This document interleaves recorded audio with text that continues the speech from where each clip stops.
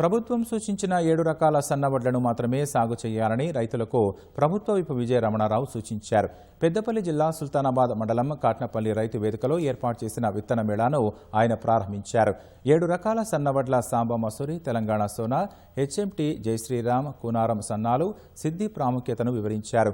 పంటకు మద్దతు ధర ప్రకటించిన కేంద్ర ప్రభుత్వం దిగుబడులను కొనుగోలు చేయట్లేదని ఆరోపించారు. దీంతో రాష్ట్ర ప్రభుత్వం రైతుల శ్రేయస్సు కోసం ధాన్యాన్ని కొనుగోలు చేస్తోందని పేర్కొన్నారు. రానున్న ఖరీఫ్లో ఈ 7 రకాల సన్నవడ్లనే రైతులు సాగు చేయాలని, క్వింటాలకు 500 బోనస్ అందజేస్తామని తెలిపారు.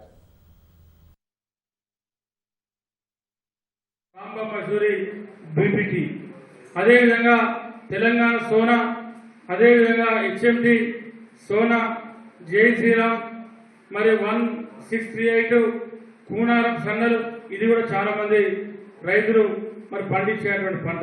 వరంగల్ 44 సిద్ధి, మీరు ఈ 7 రకాలు పెట్టుకుంటే ఖచ్చితంగా ప్రభుత్వం సన్నవడ్లకు క్వింటాలకు 500 బోనస్ ఇచ్చి తీసుకునేటువంటి బాధ్యత మాది.